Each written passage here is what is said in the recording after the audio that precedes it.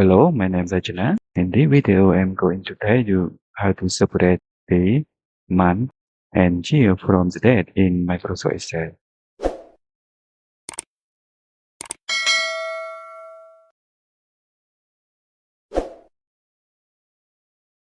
In this example, I use the text formula to separate. Equals, select text and click on the date.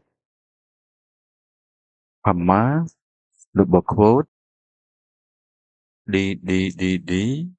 double quote, close parenthesis, and enter. Double click,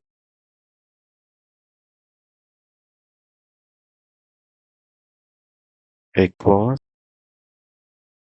select text and click on the date. Comma, double quote, and double quote, close parenthesis, and enter. Double click, export, select text, and click on the date, comma, double quote, y, double quote, close parenthesis, and enter.